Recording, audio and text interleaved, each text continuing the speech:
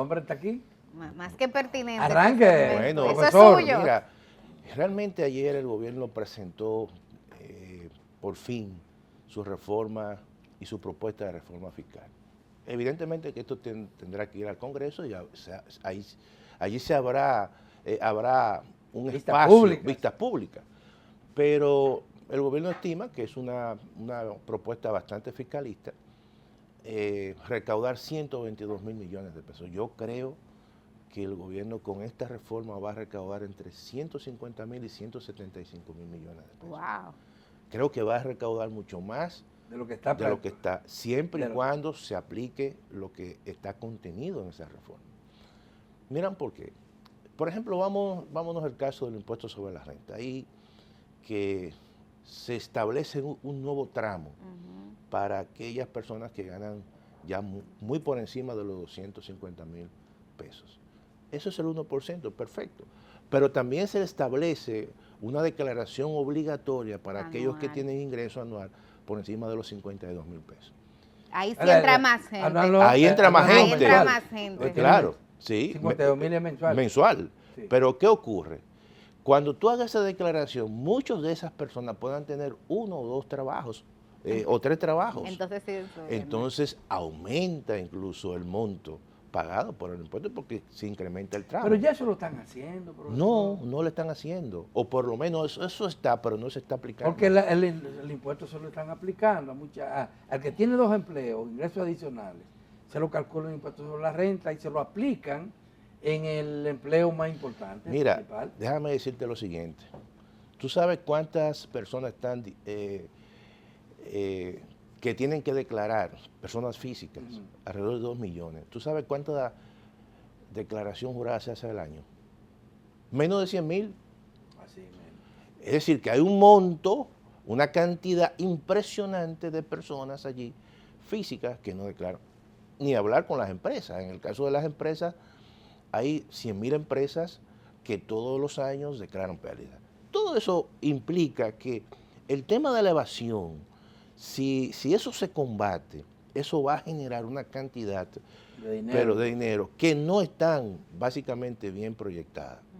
Porque allí, tú no sabes, son capitales que están ocultos. Ahora, ¿qué ocurre?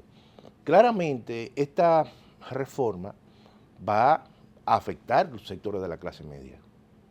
Y mucho. Y mucho. Claro. Entonces, el IPI, por ejemplo, el IPI. ¿Qué está ocurriendo con el IPI? Bueno, le están el IPI es el impuesto sobre la propiedad inmobiliaria. Y sencillamente están disminuyendo la tasa, la exención, el rango, monto claro. exento. Supongamos lo siguiente, la exención o el monto exento ahora mismo son casi 10 millones de pesos, porque eso se va ajustando con la inflación. Si yo tengo un apartamento que básicamente cuesta 9 millones, yo pago por la diferencia, entre 10, que es el monto exento, y 9. Pero ahora no, ahora el monto exento va a ser el coste de una vivienda de bajo costo, 5 millones. Y antes que yo pagaba por la diferencia entre 10 y 9, ahora voy a pagar por la diferencia entre 9 y 5. Alrededor de 4 millones se le aplica el 1%. Por lo tanto, estoy pagando mucho más. Mucho más. Y eso claramente va a afectar a sectores de clase media. ¿Y usted cree que eso se lo pasará en el Congreso?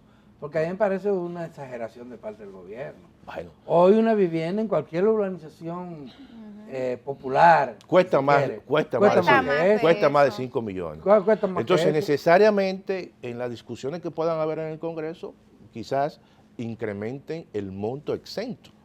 Que eso va a ocurrir. Mira el caso, por ejemplo, de la compra por Internet. Yo no lo hubiese eliminado. Porque son $200. Se ha estimado que son 4.000 millones de pesos. Pero mira qué puede ocurrir. Como los alimentos, medicamentos y la educación está exenta, eso significa que si la educación está exenta, un libro está exento. Y si yo importo un libro o 2 libros que tienen un costo por debajo de los $200, evidentemente que ahí entra una contradicción, porque si eliminan la compra por Internet y yo estoy comprando un libro por Internet que está exento, entonces ahí viene el conflicto. Pero además, tú sabes que en un momento determinado se quiso eliminar las compras por internet y entonces hubo una disputa, porque también en los tratados internacionales, básicamente en el DERECAFTA, en el artículo 11.3 del capítulo de servicio de comercio, se habla del compromiso de los envíos expresos. Pero luego, en el año 2005, creo que el doctor Leonel Fernández establece un decreto, el 402-5, sobre precisamente un reglamento de los envíos expresos. Eso a lo mejor puede traer dificultad. Pero, ¿y el argumento, profesor, de que eso constituye una competencia desleal para comerciantes internos que pagan local, que pagan empleomanía, pero déjame decirte lo siguiente, impuestos? Pero estamos hablando de $200. No estamos hablando de $1000. No es de un carro. No es de un carro. Estamos hablando de que tú le puedes a sectores de clase media que se van a ver afectados, tú les das cierto nivel de espacio. Y te voy a decir lo siguiente, aquí ha habido una especie de migración del sector comercio a competir también a través de plataformas digitales. Eso es una tendencia que ha ocurrido. Y no estamos hablando de un monto extraordinariamente muy grande. Entonces, eso es otro caso. Mira, también... ¿Hay casos? No, en el caso del cine se le ha buscado una solución, se va a crear un fondo. Yo creo que eso es correcto realmente, porque la ley de cine, quieras o no, aquí ha habido una inversión importante extranjera con respecto al cine. O sea, tú puedes decir que ha habido... Profesor. Mira, extranjera sí es cierto. Sí ha habido. Hay gente que les resulta más barato. Ha habido una película aquí. De que ha habido distorsiones, pero yo creo... Ha habido distorsiones, profesor. Pero yo creo que también hay que ver todo esto. Yo soy partidaria de que eso se revise. Claro, es uno de los sectores que hace más bulla, que tiene más incidencia en la opinión pública y al que posiblemente van a chancear. Pero se le creó una alternativa, que yo estoy de acuerdo.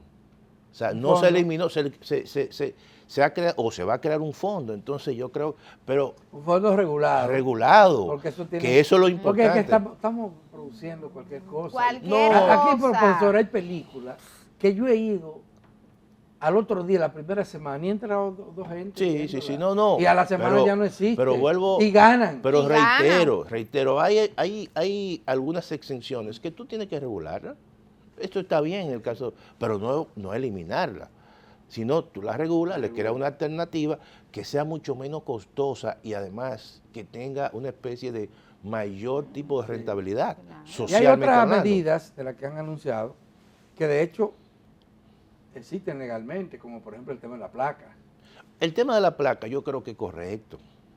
O sea, eso se hace más progresivo. Tú no puedes aquí tener vehículos que son vehículos costosos, y pagar lo mismo que un vehículo que tenga más de 5 años. Pero también hay un espacio de revisión, porque hay vehículos de marca que son económicas, que son vehículos del año, que una gente de clase media te lo compra porque te sale más barato el financiamiento. Entonces, compararlo con un vehículo de lujo de 2 o 3 años anteriores y que paguen lo mismo. Claro, hay un margen de mejora. Y eso también impacta a clase media. Pero hay un margen de mejora. Porque hay una ley inclusive que data del gobierno de Danilo, que Danilo no la aplicó. El 1%. El 1%, claro. No solamente el 1%, tenía que ver con el costo del vehículo y con el año del Claro. Bueno, pero eso me parece más transparente. Eso es más transparente. Y yo creo que hay oportunidades de mejora en el proyecto.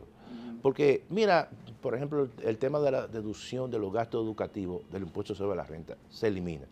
Yo no lo hubiese eliminado en su totalidad. Eso es para clase media, Claro, yo elimino aquellos del tramo más alto que se benefician, lo elimino y me quedo sencillamente con los tramos medios.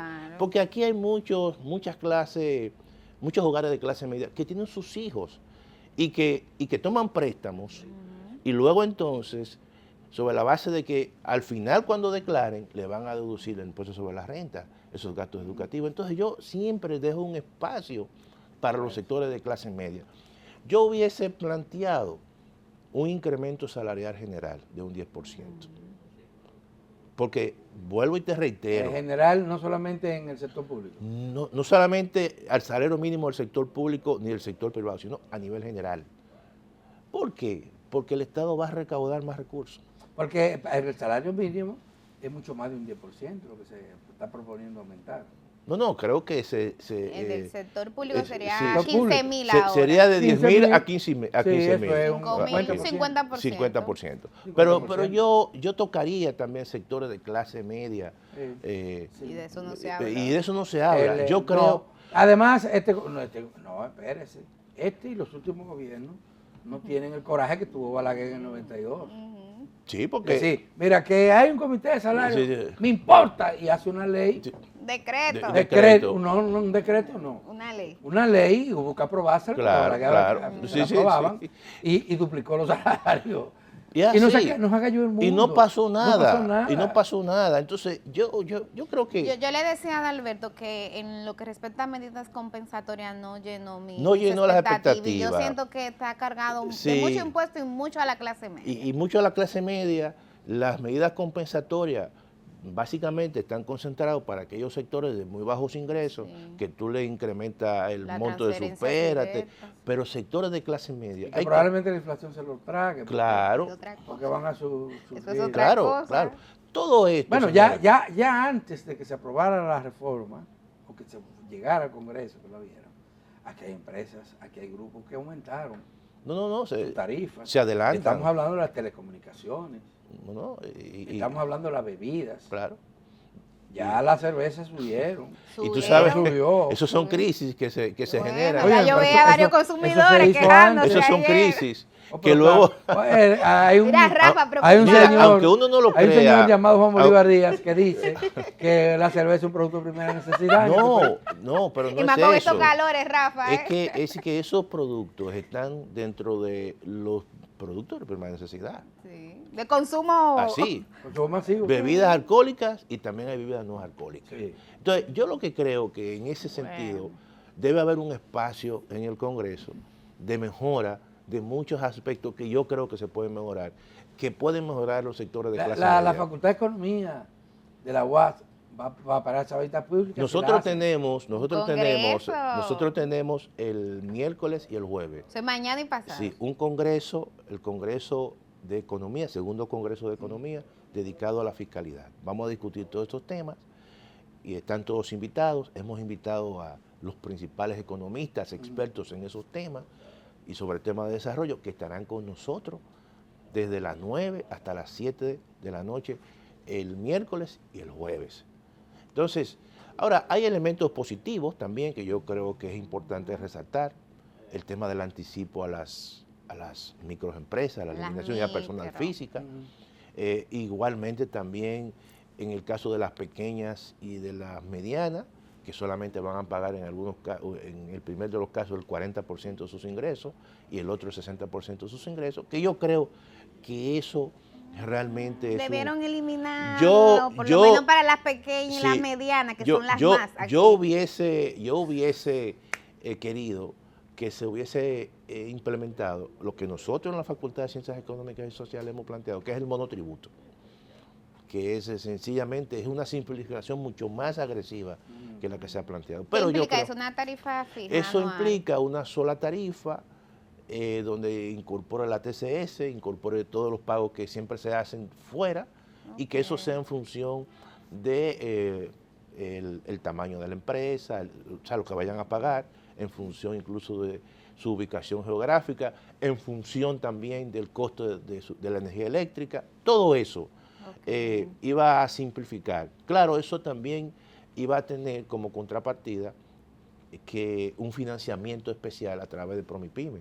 Promipyme se hubiese incorporado a ese proceso, que es incluso un elemento importante, el financiamiento en los procesos de crecimiento de las MIPYMES. Y en ese sentido, también no iban a tener una declaración anual, sino sencillamente un registro solamente de un RNC. Todo eso no es un mecanismo recaudatorio, es un mecanismo para generar incentivos para los que están fuera del sistema y se puedan formalizar, porque hay que ver el monotributo como un mecanismo de formalización. Y eso luego, en el mediano plazo y en el largo plazo, iba a potenciar la recaudación del Estado Dominicano. Pero en el corto plazo había que verlo como un mecanismo de incentivo y de atracción Pero se aplicaron algunos elementos, como fue la eliminación del anticipo, que nosotros lo habíamos planteado, solamente para el caso de las microempresas, y esperamos que esta propuesta pueda ser discutida más a fondo en el Congreso Nacional, y hay muchas oportunidades de mejora, porque desde nuestro punto de vista el gobierno va a tener una mayor recaudación, mucho más de la que está estimado, correcto. Bueno, esto es lo que hay, damas y caballeros. Este tema seguirá en la palestra y seguirá en debate. Mientras tanto, llegamos al final del programa en el día de hoy. Y será mañana cuando continuaremos con esta serie interminable, indefinida de programas. Hasta mañana.